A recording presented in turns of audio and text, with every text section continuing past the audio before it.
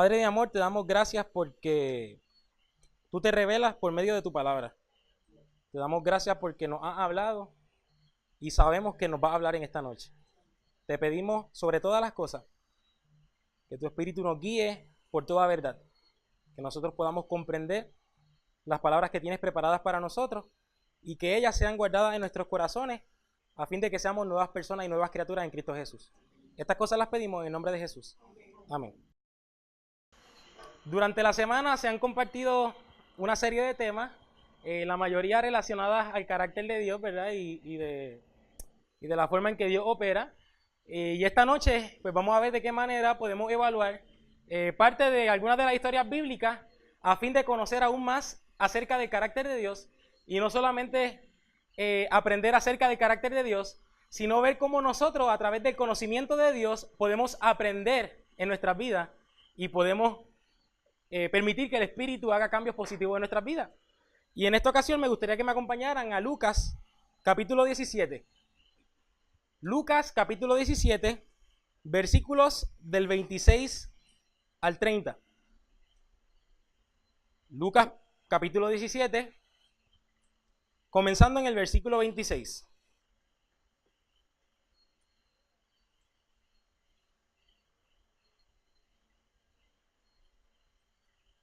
Y dice, como fue en los días de Noé, así también será en los días del Hijo del Hombre.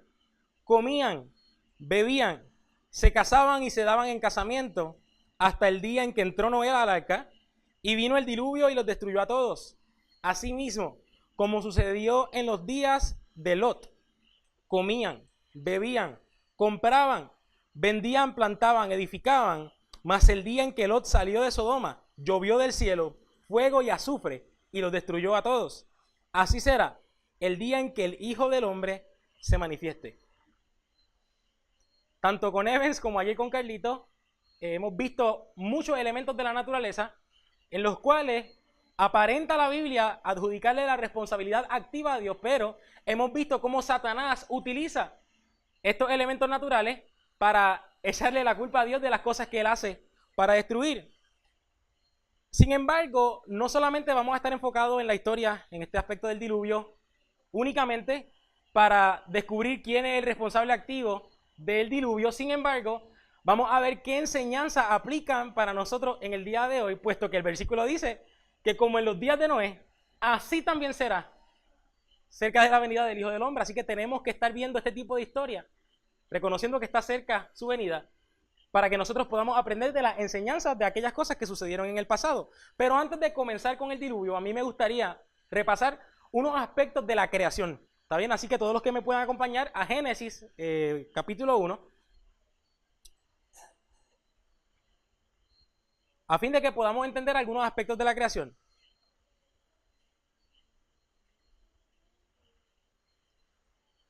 El versículo 27 de Génesis capítulo 1 dice, y creó Dios al hombre a su imagen. A imagen de Dios lo creó. Varón y hembra los creó. Y los bendijo Dios y les dijo, fructificad y multiplicaos, llenad la tierra y sojuzgadla, y señoread en los peces del mar, en las aves de los cielos y en todas las bestias que se mueven sobre la tierra. Y me gusta traer esta cita antes de comenzar el tema. Sin embargo, que Dios en el principio estableció un modelo divino por el cual todas las cosas iban a estar en armonía con su creación, ¿verdad? No solamente leímos que Dios creó al hombre a su imagen, a imagen de Dios los creó, y aquellos que han visto mi tema del sábado, los que no, pues pueden ir a internet a verlo específicamente, que hablamos de la responsabilidad activa de la creación. Entendimos que Dios creó a través de Cristo en la creación. Por lo tanto, cuando el Padre le dice al Hijo, hagamos al hombre a nuestra imagen y semejanza, dentro de la relación del Padre y el Hijo hay una relación de sumisión. El Hijo sumiso al Padre y a la misma imagen y semejanza para que haya armonía, así como hay armonía en la deidad. Ahora Dios quiere hacer al hombre a su imagen y semejanza, y entonces es por eso que, como dice Primera de Corintios, que no tienen que buscarlo, capítulo 11, versículo 3, es por eso que Cristo es la cabeza de todo varón, y el varón la cabeza de la mujer, y Dios la cabeza de Cristo. Es un modelo divino establecido para que la naturaleza o la creación pueda vivir en armonía con los planes y con las leyes que Dios estableció desde el principio.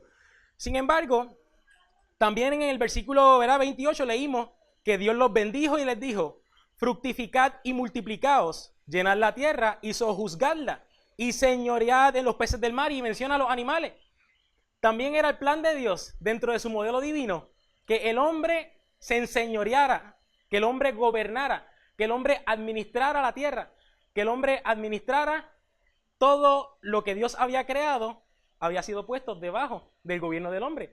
Así que en el modelo divino el hombre era quien administra la creación, los animales, las aves, la tierra. Ahora,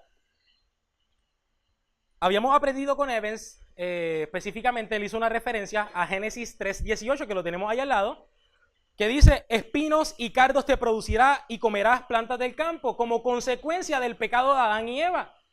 Pero si ahora lo ponemos y lo aplicamos a lo que hemos aprendido hasta el momento en este tema, podemos entender que si la naturaleza estaba puesta bajo el dominio del hombre y la naturaleza iba a responder a ese dominio, porque el hombre es el canal de bendición hacia la naturaleza, si el hombre en este caso se convierte ahora en un canal de maldición, pues entonces la tierra no va a responder correctamente. Así que de la misma forma que el hombre ahora decide desvirtuarse del propósito divino y comienza a hacer su propia voluntad, y sabemos que cuando Dios va a donde Adán y Eva, ellos rápido se comienzan a defender.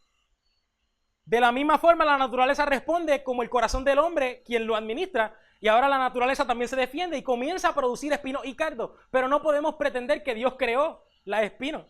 Dios no creó eso. Fue consecuencia del hombre, puesto que la naturaleza estaba puesta bajo el dominio del hombre. Ahora, Dios había compartido con Adán y Eva su voluntad. Le habían dicho: mira, no se acerquen al árbol, no coman de él. Los ángeles le habían advertido a Adán y Eva sobre este ángel que había tomado malas decisiones y que estaba buscando, ¿verdad?, la forma de engañarlo y entramparlo. Sin embargo, ellos desobedecieron la voluntad de Dios. Como habíamos hablado también en el tema del sábado, el sábado fue hecho justo después de la creación del hombre y estaba puesto para ello. Dios había presentado su propósito al hombre y a la mujer desde el principio. Sin embargo, ellos decidieron desvirtuarse del plan original de Dios. Ahora, Adán y Eva prefirieron hacer su propia voluntad en lugar de hacer la voluntad de Dios.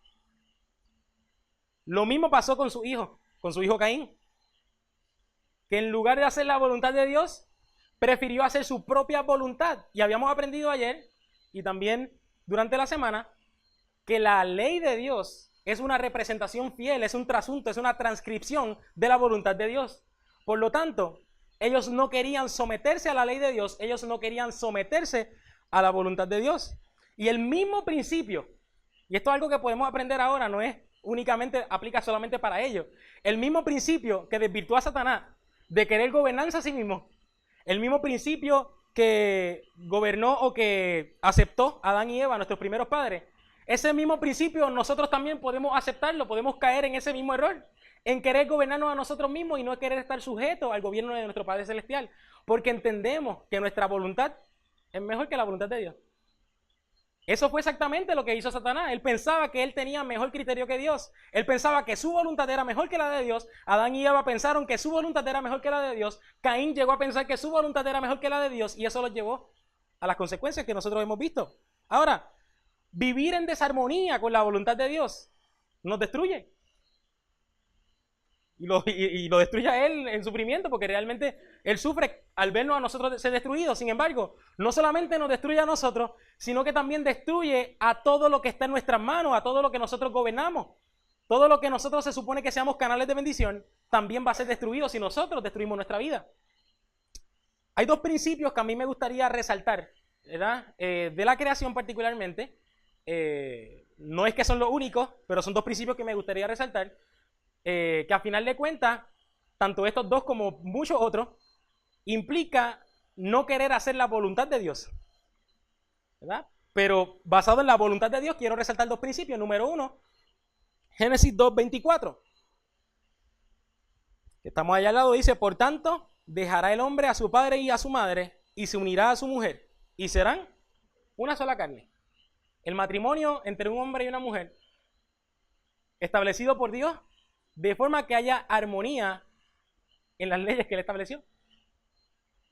Segundo, Génesis 2, versículos 1 al 3.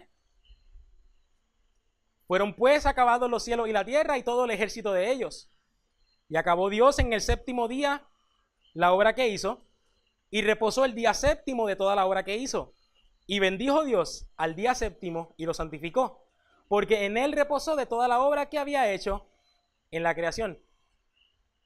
En el versículo que leímos al principio de Lucas 17 decía que se estaban casando y dándose en casamiento, y aparentemente casarse no está mal, ¿verdad? Casarse es un principio divino. Sin embargo, si está aplicándose a algo negativo, sabemos que el matrimonio que estaban teniendo en ese momento no era el matrimonio establecido por Dios, ¿verdad?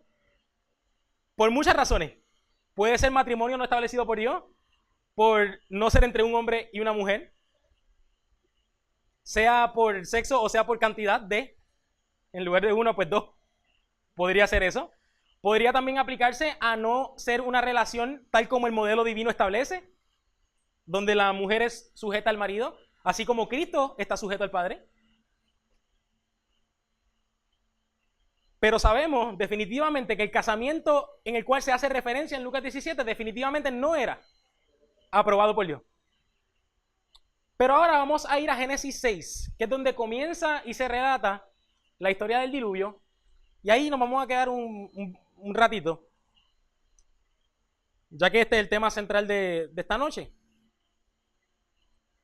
Génesis 6. Vamos a comenzar desde el versículo 1 y dice: aconteció que cuando comenzaron los hombres a multiplicarse sobre la faz de la tierra y les nacieron hijas, que viendo los hijos de Dios que las hijas de los hombres eran hermosas, tomaron para sí mujeres escogiendo entre todas. Yo me voy a detener aquí. Yo admito en el estudio buscar en internet. Hay muchas teorías bien interesantes. No las voy a discutir ahora. Creo que es evidente, por lo menos la más concurrente era que los hijos de Dios se lo aplicaban a ángeles caídos y las hijas de los hombres, pues entonces humanos. Y pues obviamente, pues como si ángeles y humanos se hubieran mezclado y hubieran tenido, por eso habían gigantes y otras cosas. Sin embargo, los gigantes estaban antes de esta unión, así que, ¿verdad? Pero anyway, no vamos a entrar en detalles del debate que hay respecto a los hijos y las hijas de Dios. Sin embargo, hay un principio claro, empezando el versículo, que dice que los hijos de Dios se mezclaron con las hijas de los hombres. Muy interesante que después de la caída, después de lo que nosotros sabemos que le sucede a Caín, Adán y Eva engendran un hijo, cuyo nombre es Set. Y Set fue el hijo que reemplazó a Abel. Génesis capítulo 4 nombra la descendencia de Caín. Y algo muy interesante es que en la descendencia de Caín incluye 3 nombres femeninos. En la descendencia de Caín incluye 3 nombres femeninos. Sin embargo, en el capítulo 5, que comienza mencionando la descendencia ahora de Set, o la descendencia de la promesa, todos los nombres son masculinos. En la descendencia de Caín incluye 3 nombres femeninos, en la descendencia de Set incluye únicamente nombres masculinos. Y ahora cuando comienza a hablar en el capítulo 6, luego de haber mencionado la descendencia de Set, dice que los hijos de Dios, o la descendencia de Set, se mezclaron con las hijas de los hombres. O sea, la descendencia de Caín. Sería chévere e interesante, no lo vamos a estar haciendo en esta noche, que después busquen el significado de los nombres femeninos, puesto que en la Biblia los significados de los nombres tienen mucha importancia respecto a los temas que se están presentando, y cada nombre representa algo, así que, ¿verdad? No es lo que vamos a estar discutiendo ahora, pero cada hija o descendiente de Caín tiene un nombre con un significado bien particular, ¿verdad? Anyway, lo tienen como asignación, Tengo una cita que se encuentra en Patriarcas y Profetas, página 60, que quiero leerle a ustedes. Patriarcas y Profetas, página 60 dice: durante algún tiempo, las 2 clases permanecieron separadas. Esparciéndose del lugar en que se establecieron primeramente, los descendientes de Caín se dispersaron por todos los llanos y valles donde habían habitado los hijos de Set, y estos, para escapar a la influencia contaminadora de aquellos, se retiraron a las montañas y allí establecieron sus hogares. Mientras duró esta separación, los hijos de Set se mantuvieron el culto a Dios en toda su pureza. Mientras ellos permanecieron apartados, permanecieron y se mantuvieron puros. Pero con el transcurso del tiempo, se aventuraron poco a poco a mezclarse con los habitantes de los valles. Esta asociación produjo los peores resultados. Vieron los hijos de Dios que las hijas de los hombres eran hermosas. Haciendo referencia a Génesis 6:2, atraídos por la hermosura de las hijas de los descendientes de Caín, los hijos de Set desagradaron al Señor uniéndose con ellas en matrimonio. Esto le podemos llamar a yugo desigual. Muchos de los que adoraban a Dios fueron inducidos a pecar mediante los halagos que ahora estaban constantemente ante ellos y perdieron su carácter peculiar y santo. Al mezclarse con los depravados, llegaron a ser semejantes a ellos en espíritu y en obras. Menospreciaron las restricciones del séptimo mandamiento y tomaron para sí mujeres escogiendo entre todas. Los hijos de Set siguieron el camino de Caín, fijaron su atención en la prosperidad y el gozo terrenales y descuidaron los mandamientos del Señor. Los hombres, habiendo conocido a Dios, no lo glorificaron como a Dios ni le dieron gracias. Al contrario, se envanecieron en sus razonamientos y su necio corazón fue entenebrecido. Por tanto, Dios los entregó a una mente depravada para hacer cosas que no deben. El pecado se extendió por toda la tierra como una lepra mortal. Claramente el problema que está sucediendo aquí es que los hijos de Dios ahora se mezclan con las hijas de los hombres. Los hijos de Dios ahora se mezclan con el espíritu de Caín. Fueron tentados, fueron atraídos a vivir independientemente de Dios. Así como vivía la descendencia de Caín, es la misma filosofía de Satanás ahora manifestada o mezclada con el pueblo de Dios. Obviamente, ¿verdad? Podemos ver en el ejemplo de Jesús que Jesús compartía con los pecadores. No podemos pensar, no, ahora tenemos que apartarnos de todos los que estén en pecado y nosotros vivir en un grupito de los santos. No se trata de esto. Se trata de nosotros no mezclar lo sagrado con lo pagano.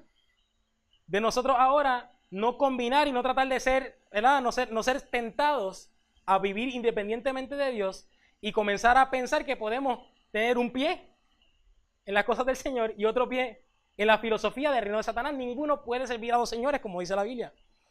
Ahora, hablamos un poquito de las hijas de los hombres como la descendencia de Caín. Pero ¿qué dice la Biblia respecto a quienes son llamados hijos de Dios? ¿Verdad? Acompáñenme a Romanos 8:14. Tengo dos citas. La primera está en Romanos 8:14.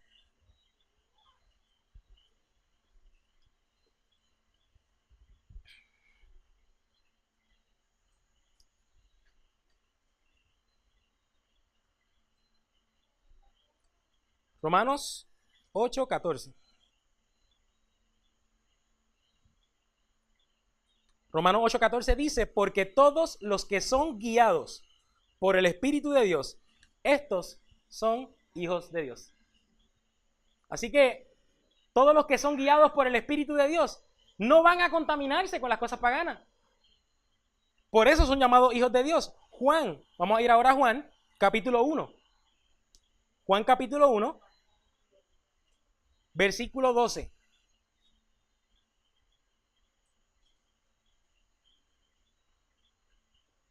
Juan, capítulo 1, versículo 12.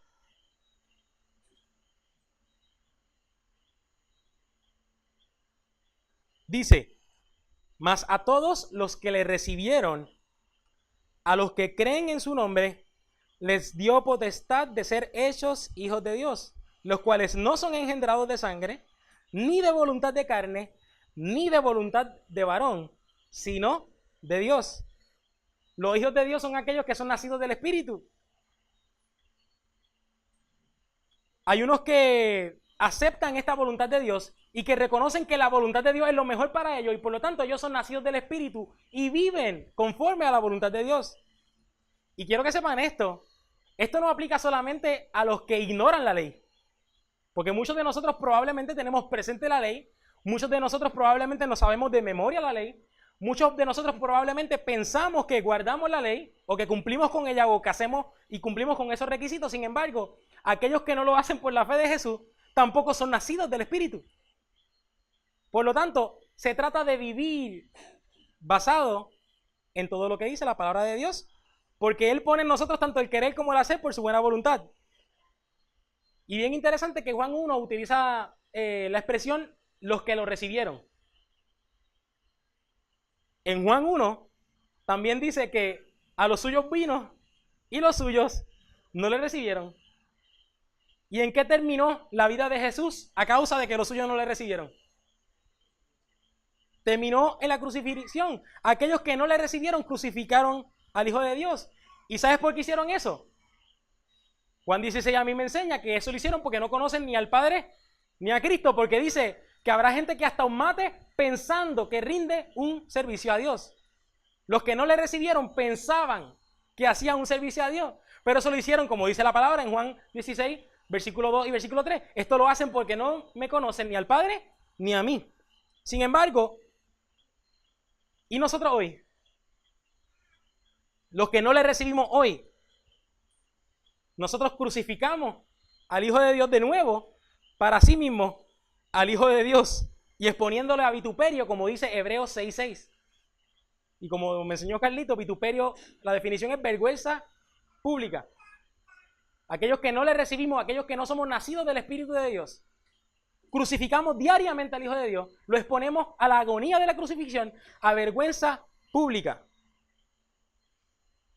Acompáñenme a Levítico 18, versículo 26.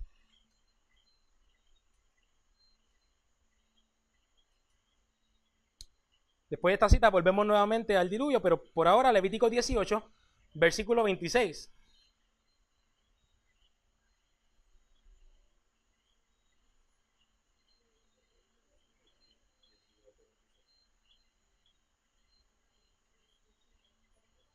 Levítico 18, versículo 26.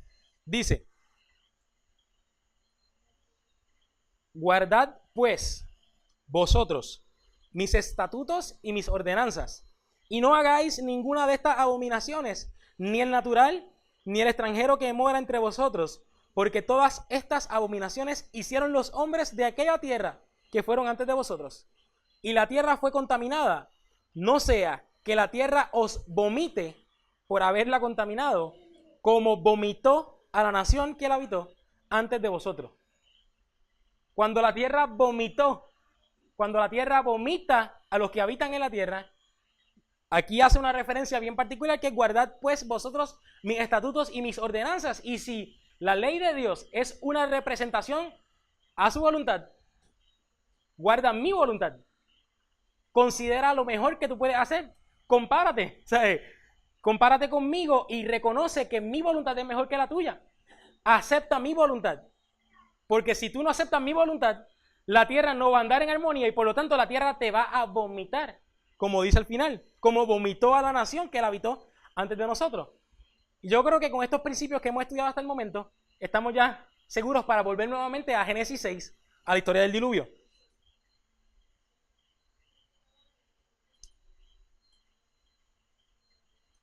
Y guarden eso en el clavito de la memoria, el asunto de que la tierra vomitó a los habitantes. ¿Correcto? Correcto. El hombre contamina la tierra y la tierra misma vomita al hombre que lo contaminó. Génesis 6, versículo 3 dice: y dijo Jehová, no contenderá mi espíritu con el hombre para siempre, porque ciertamente les carne, mas serán sus días 120 años. Y ahora brincando al versículo 5 dice: y vio Jehová que la maldad de los hombres era mucha en la tierra, y que todo designio de los pensamientos del corazón de ellos era de continuo solamente el mal. Y esto es una pregunta bien básica, pero ¿Dios es malo o Dios es bueno? ¿Es bueno o es malo? Dios es bueno. Por lo tanto, si su corazón se inclinaba de continuo siempre al mal, no era conforme a la voluntad de Dios, no era conforme a la ley de Dios. Y esto es bien importante que nosotros lo veamos, porque nosotros podemos también estar o encontrarnos en ese mismo estado. Nosotros debemos estar siempre inclinados a favor de la voluntad del Padre, no a favor de nuestra propia voluntad, para que obviamente no pase lo que sucedió, aunque vamos a tocar eso ahora más adelante. Sin embargo, hay una advertencia para nosotros en lo que habíamos leído de Levítico 18, que no hagamos lo mismo que ellos a fin de que la tierra no nos vomite como lo vomitó a ellos. Hay un problema con la voluntad del ser humano. Dice la palabra, engañoso es el corazón, más que todas las cosas, y perverso, ¿quién lo conocerá? No podemos confiar en nuestra propia prudencia, no podemos confiar en nuestra propia voluntad. Satanás confía en su propia prudencia, nuestros primeros padres confiaron en su propia prudencia, Caín confió en su propia prudencia, los antediluvianos confiaron en su propia prudencia y no les fue bien. No podemos confiar en lo que dicta nuestro corazón, debemos confiar únicamente en la voluntad de Dios. Ahora, Génesis 6, versículo 6 y versículo 7 dice, y se arrepintió Jehová de haber hecho hombre en la tierra, y le dolió en su corazón, y dijo Jehová, raeré de sobre la faz de la tierra a los hombres que he creado, desde el hombre hasta la bestia, y hasta el reptil, y las aves del cielo, pues me arrepiento de haberlo hecho. Evidentemente, yo he mencionado ya esto en otras ocasiones, Dios no se pudo haber arrepentido de haber hecho al hombre, la Biblia lo dice, sí, pero creo que el número 29, déjame verificar si es el número 29, no, número 23, número 23, 19 dice, Dios no es hombre para que mienta, ni hijo de hombre para que se arrepienta. Él dijo y hará, habló y no lo ejecutará, así que definitivamente aquí debe ser un error de traducción el asunto de que Dios se arrepintió. Pudiésemos decir que Dios le pesó, que Dios le dolió, como dice más adelante, que Dios le pesó porque sufre. ¿Acaso tú crees que nuestro Padre no sufre cada vez que nosotros nos destruimos? ¿Acaso tú crees que no sufre cada vez que nosotros también destruimos las cosas que ha puesto bajo nuestras manos? Y algo bien interesante que el versículo 8 dice, pero Noé halló gracia ante los ojos de Jehová. Arriba habíamos leído que Dios dijo, mi espíritu no contenderá para siempre con el hombre, lo que implica que el espíritu de Dios estaba contendiendo con el hombre. Estaba contendiendo con todos los antediluvianos y estaba ofreciéndole la gracia, estaba ofreciéndole perdón, estaba ofreciéndole el arrepentimiento. Sin embargo, versículo 8 dice, pero Noé halló gracia ante los ojos de Jehová. No era que la gracia estaba limitada solamente para Noé. Noé, mira, para ti sí, para los demás no. No, el Espíritu contendía con todo hombre y con toda mujer. Sin embargo, solamente Noé aceptó esa gracia. Solamente Noé abrió los ojos y la reconoció y la aceptó y la cogió. Así que no podemos pensar que Dios estaba limitando su gracia a Noé, sino que estaba dispuesta para todo y solamente Noé la halló. Ahora yo me pregunto, ¿era capricho o era de forma arbitraria el hecho de que Dios no quería contender con el hombre? Estoy enchismado y ya yo no quiero contender con el hombre, por lo tanto, hasta 120 años y se acabó, y no me importa.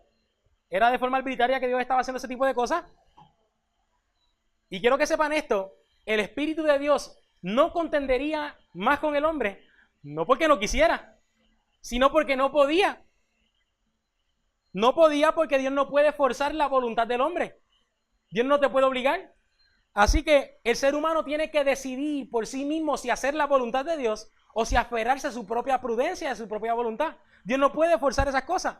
Y ayer estuvimos hablando de la historia de Job y vimos más o menos cómo es que Dios trabaja con el ser humano. Sin embargo, vamos a ir al libro de Job para poder comprender un poquito más, aún más profundo la historia del diluvio. Job, capítulo 22. Y como menciona ayer Carlito, Job fue el primer libro escrito en la Biblia. Y yo entiendo que con Job podemos entender aún más profundo las verdades del Génesis que comienza la Biblia. Job 22, versículo 15. Job 22, versículo 15 hasta el 18.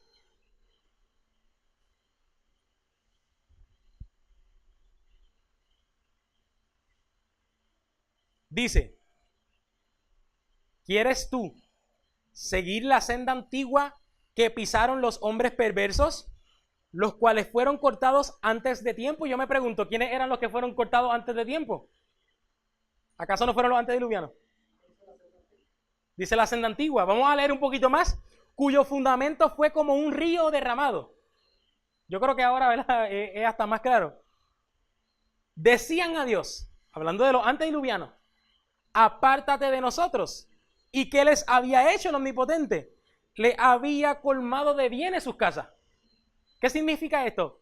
Dios había hecho todo lo bueno para ellos, había colmado de bienes las casas, le había dado todo. Sin embargo, ¿cómo ellos respondieron o cómo fueron ellos agradecidos? Bueno, apártate de nosotros. No queremos nada que ver contigo. Esa fue la actitud de los antediluvianos. Podemos ver también en Job 21, versículo 14, hablando un poquito más sobre las mismas personas. Dicen pues a Dios, apártate de nosotros, porque no queremos el conocimiento de tus caminos. ¿Quién es el Todopoderoso para que le sirvamos? ¿Y de qué nos aprovechará que oremos a Él? ¿Ustedes creen de eso? Los antediluvianos rechazaron la gracia que Noé halló. Los antediluvianos dijeron al Señor, apártate de nosotros. No queremos conocer tus caminos. Orarte. Yo no te voy a orar a ti, ¿para qué? Confiaron en su propia prudencia. Al igual que Caín, ellos confiaron en su propia prudencia y le dijeron a Dios que se apartara. Y como habíamos mencionado, el espíritu no puede contender con el hombre, porque no puede forzar la voluntad. Si tú le dices, apártate del espíritu, el espíritu se va a apartar porque respeta tu libre albedrío. Así que estos hombres le dijeron a Dios, apártate, y Dios, con dolor en su corazón, le pesó en su corazón, se tuvo que retirar, no porque quería, sino porque no podía hacer nada más. La actitud de los antediluvianos fue una de rechazar la voluntad de Dios, de rechazar la única forma por la cual Dios podía traer ahora a los antediluvianos al propósito original. Porque Dios quería traer a estos antediluvianos al propósito original, a vivir en una tierra en armonía, en una tierra que no fuera destruida. Dios no quería eso, eso no era parte del plan original de Dios, y Dios quería, a través de su gracia, a través de esa contienda del Espíritu, quería volverlo al propósito original. Sin embargo, ellos rechazaron los caminos de Dios y cortaron la comunicación con el cielo. Cometieron lo que nosotros conocemos en la Biblia como el pecado imperdonable, la blasfemia contra el Espíritu Santo. Señal que corta la comunicación, el único medio que Dios puede emplear para comunicarse con los hombres. Lo cortaron, le dijeron, apártate de nosotros. Y no es perdonable, y esto es bien importante que lo sepamos, no porque Dios no nos quiere perdonar, sino porque no puede, porque ninguno de nosotros, naturalmente, inherentemente en nosotros, tenemos el don del arrepentimiento, tenemos el don del perdón. Eso es algo que nos da Dios por medio de su Espíritu, y nosotros no podemos pretender que nosotros tenemos esas cosas como para decirle a Dios, apártate y cuando yo quiera te utilizo como un amuleto de la suerte. Dios es quien pone el arrepentimiento en nosotros, Dios es quien pone el perdón en nosotros, pero eso lo hace por medio de su Espíritu. Y si nosotros cortamos ese medio de comunicación, ¿cómo Él va a hablarnos? ¿Cómo Él va a poner arrepentimiento en nuestros corazones?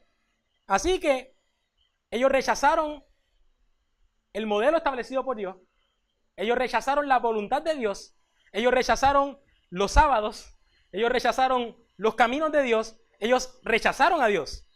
Y la tierra respondió a su mala administración, como habíamos leído en Levítico 18, que dijo que la tierra los vomitó. La tierra fue contaminada, ¿verdad? Imagínese usted que se preparó una agüita de jabón y se la bebió, y el cuerpo, ¿qué va a hacer? Va a vomitar, va a reaccionar de esa forma. Y ellos decidieron actuar en contra de lo que Dios había establecido en su naturaleza. Por lo tanto, la tierra respondió vomitando a los moradores. Me gustaría que fuéramos un momentito rapidito a la creación nuevamente, a Génesis capítulo 2.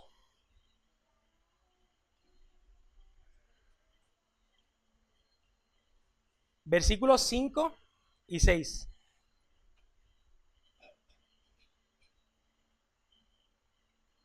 Génesis capítulo 2, versículos 5 y 6.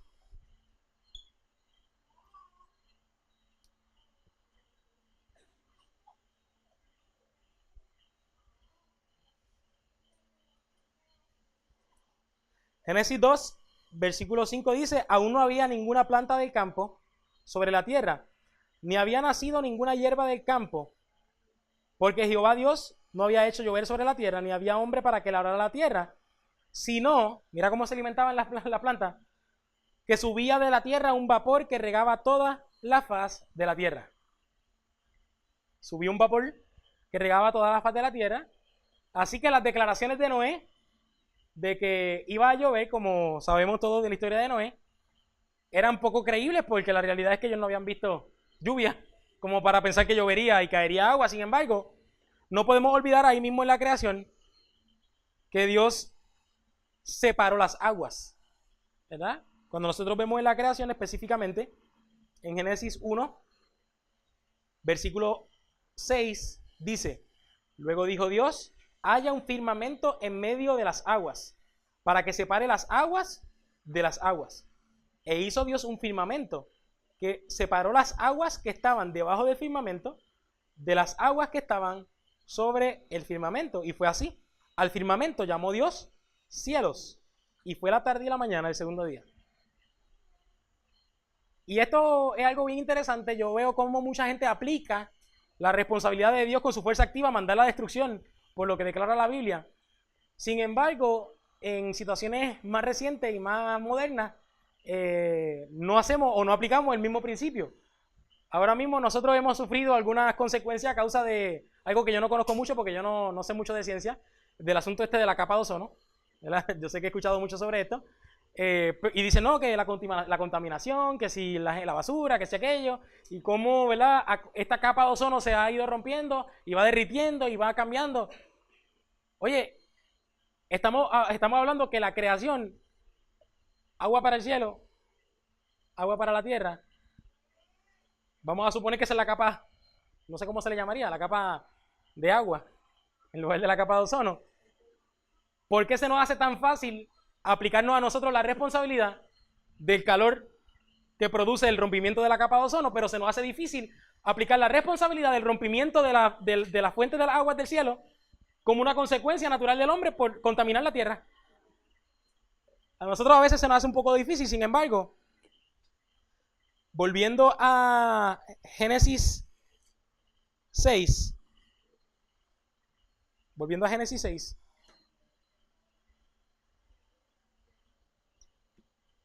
versículo 11 y versículo 12 dice, y esto lo vamos a coger ahora con calma, y se corrompió la tierra delante de Dios, y estaba la tierra llena de violencia.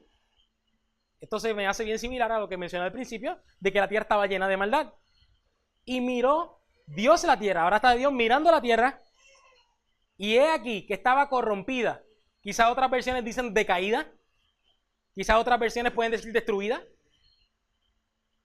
Y la tierra estaba corrompida, decaída, destruida, y podemos pensar, bueno, lo que estaba destruido era el ser humano, así que tierra se lo aplicamos al ser humano. Ellos eran los que estaban destruidos. Sin embargo, mira lo que dice después, porque toda carne había corrompido su camino sobre la tierra. No podemos aplicar el concepto tierra al ser humano y el concepto carne también al ser humano. Ahora, viendo que el ser humano entonces es la carne que había destruido su camino sobre la tierra,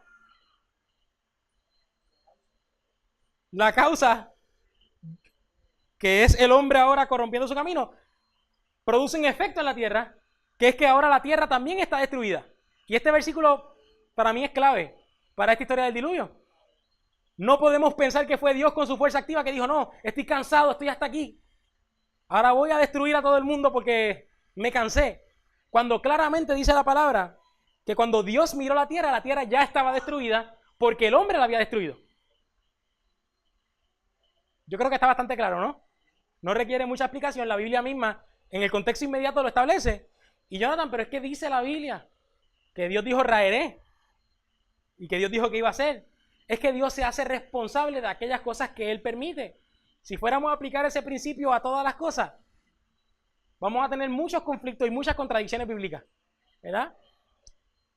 Por ejemplo, 2 Samuel 24:1, con un ejemplo que me gusta utilizar mucho. Lo voy a buscar rapidito solamente para comprender el principio. Segunda de Samuel 24:1.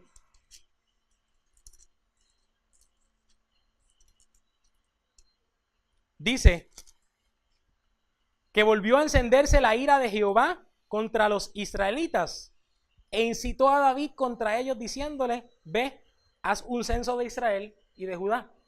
Incitó, indujo, quizás tentó, podría ser la palabra. Que yo sepa, Dios no tienta, pero anyway. Para que sepan, dentro de esta situación lo que sucedió fue que murieron muchas personas.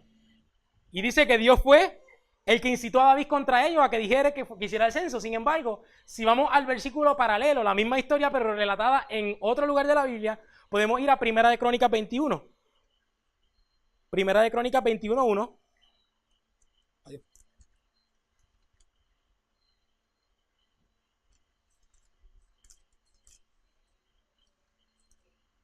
Primera de Crónicas 21:1, que relata exactamente la misma historia, que dijo que fue Jehová el que fue y incitó a David para que hiciera el censo contra Israel, donde murieron mucha gente. Pero ahora en Primera de Crónicas, la misma historia dice, se levantó Satanás contra Israel e incitó a David a que hiciera censo del pueblo. Y yo me pregunto, entonces, ¿fue Dios? Como dice 2 Samuel 24:1. ¿Fue Satanás? Como dice Primera de Crónicas 21:1. ¿Fueron los dos que se pusieron de acuerdo? Y ellos trabajan juntos para todos sus propósitos.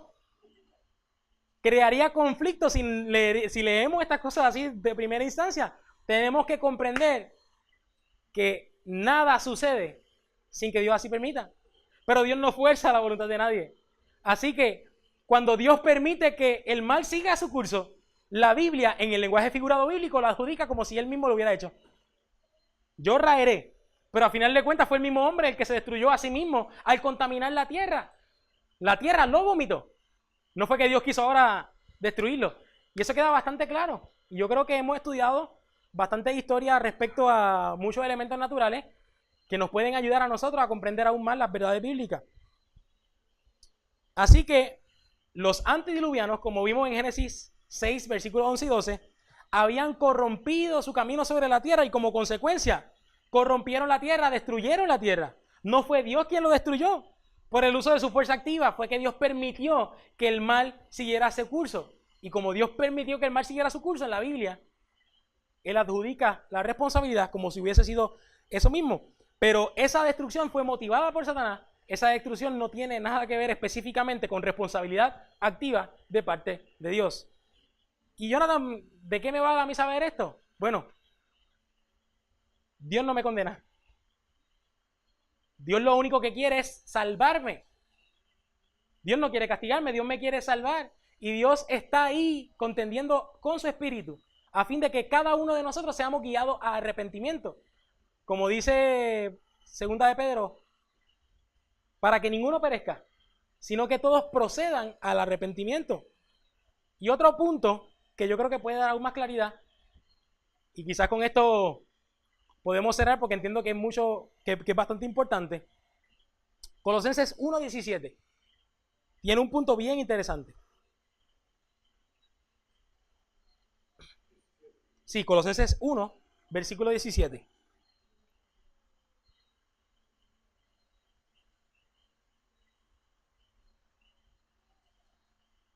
Colosenses 1 hablando de Cristo, como que en Él fueron creadas todas las cosas. Dice, y Él es antes de todas las cosas, y todas las cosas en Él subsisten. No hay vida fuera de Cristo. Y esto es algo bien importante que debemos conocer. No hay vida fuera de Cristo. Todos los que estamos aquí hoy, estamos usando la vida de Cristo. No hay otra vida. ¿O acaso alguno de ustedes ha creado vida alguna vez? No podemos pretender que la vida está inherente en nosotros, sino que nosotros estamos conectados con Cristo, la fuente de vida. Todas las cosas en Él subsisten, todas las cosas en Él desarrollan su vida. Un ejemplo que me gusta utilizar es los peces. Los peces desarrollan su vida en el agua. Y si un pez tú lo sacas fuera del agua, ¿qué va a pasar? Se va a morir. De la misma forma, nosotros estamos íntimamente conectados con Cristo, con su vida. Y si estuviéramos fuera de su vida, estuviéramos muertos. ¿Y por qué yo incluyo esto, Jonathan, en el tema del diluvio? A veces pretendemos que en toda situación de destrucción, nuestro Padre está allá, relax, que se chaven, levanto mi mano, que Satanás trabaje ahí y ya yo sufro menos. Pensaríamos de esa forma, al punto que a veces hemos llegado a pensar, mira, yo estoy loco que esto se acabe, que los maten a todos, para que esto se acabe. Pero cuando los antediluvianos rechazaron el Espíritu de Dios se apartó, pero ellos permanecían vivos hasta el diluvio, ¿verdad? Ellos iban rechazando al Espíritu. Con cada martillazo, con cada levantamiento de madera, con cada movimiento del arca de Noé, que era una predicación para que todos ellos no perecieran, sino que procedieran al arrepentimiento, ellos rechazaron la voz del Espíritu. Y rechazando esa voz, el Espíritu, aceptando el libre albedrío, se iba retirando el Espíritu de Dios. Sin embargo, el Espíritu se retiraba, pero la vida estaba ahí. Y cuando fue cerrada esa puerta del arca, que se cerró ese tiempo de gracia para los antediluvianos, Cristo estuvo ahí sufriendo con ellos. Era la vida de Cristo sufriendo con ellos. Y como dice la sierva del Señor, Cristo siente lo que nosotros sentimos cuando sufrimos. Y el dolor que sentían ellos mientras eran arrasados por el diluvio, Cristo lo sufría con ellos. No podemos pretender que Dios se hace ajeno de lo que está sucediendo y se aparta y ya, y resuélvanse ustedes. Él sufre con nosotros. Y no solamente el sufrimiento físico, sino el sufrimiento de saber que ha perdido un hijo para siempre. El saber que él ha perdido un hijo para siempre. ¿Usted se puede imaginar que puede ser eso para un padre? Cuanto más para nuestro Padre Celestial, que nos ama tanto, con amor incondicional, que no quiere que ninguno perezca, sino que Él quiere que el propósito que Él había diseñado desde la creación se pueda cumplir con cada uno de nosotros. Pero nosotros lo rechazamos cuando decimos, yo no quiero hacer la voluntad de Dios. Yo no quiero que tú me gobiernes, yo me quiero gobernar solo. Tu voluntad sí, suena bonito y suena de todo, pero yo quiero tus beneficios, pero yo no quiero someterme a tu voluntad. Mi relación, mi matrimonio, yo no quiero que sea como tú lo estableciste. Yo no quiero amar a mi esposa y la esposa, yo no me quiero someter a mi marido. Yo no quiero guardar tus sábados como tú lo estableces. A mí no me interesa nada de tus caminos, apártate. Crucificando al Hijo de Dios, diariamente exponiéndolo a vergüenza pública. Dios quiere que nosotros le conozcamos. Y Dios quiere que nosotros guardemos su voluntad de la única forma que podemos hacerlo, que es naciendo del Espíritu. Siendo una nueva criatura, porque Él quiere hacerte una nueva criatura. Esta semana yo digo que Dios se ha revelado grandemente para nosotros. Yo no tengo duda que el Espíritu de Dios se ha manifestado grandemente en nosotros. Y cada herramienta, cada tema es un martillazo de Noé. Cada tema ha sido un cuartón de madera que está sucediendo para esta arca que podemos estar construyendo nosotros. Y no estoy diciendo que nosotros estamos construyendo la salvación, pero que podemos estar trabajando a fin de que la gente, por medio de las herramientas que Dios nos ha dado, escuchar la voz de Dios para que ninguno perezca, sino que todos procedan al arrepentimiento. ¿Y qué vamos a hacer ahora con esto? Con estas herramientas, con este evangelio eterno que nos ha sido confiado, con esta luz. ¿Nos callaremos? ¿Vamos a esconderla ahora? ¿Vamos a construir secretamente el arca para que nadie se entere y nosotros salvarnos solitos? Dios ha establecido tiempos determinados para nosotros. Estos tiempos de fiesta, este tiempo de sábado, que aquellos que no han visto el tema, recomiendo que lo vean en internet, donde Él quiere darte presencia adicional, donde Él quiere darte conocimiento adicional. Ese conocimiento está diseñado para volverte al propósito original de la creación, para que nosotros seamos nuevas criaturas y seamos nacidos del Espíritu y seamos guiados por el Espíritu de Dios. Y Él ha separado estos momentos de encuentro. Este tiempo que hemos separado para aprender de su palabra, para aprovechar esta revelación y de generar un cambio positivo en nuestra vida. Para que ahora, como les mencioné, cojamos estas herramientas y podamos predicar el evangelio eterno a toda tribu y lengua. Recibamos esta lluvia que Dios nos está enviando. Esta lluvia de conocimiento que yo sé que va a prepararnos para que seamos parte de ese fuerte pregón que esté predicando a todo el mundo que Cristo viene y que no quiere que ninguno perezca y que Él a nadie juzga, sino que quiere que todos procedan al arrepentimiento y reciban el beneficio de vivir basado en la voluntad de Dios. Ahí donde estás, si puedes también estar de rodillas para orar.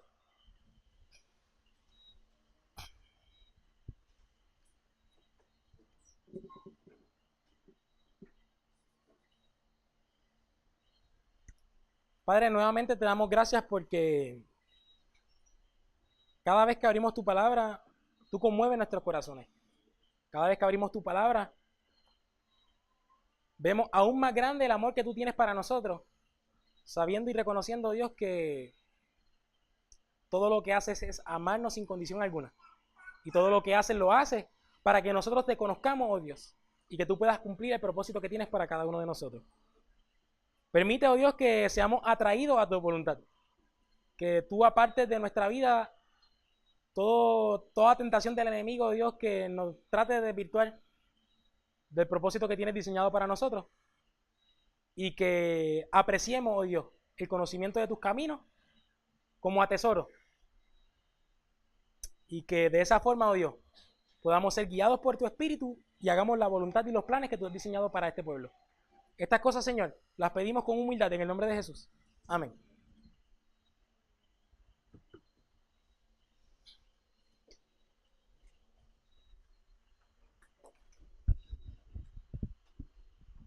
No sé si quiera cantar, no temprano, cantar o si quiere.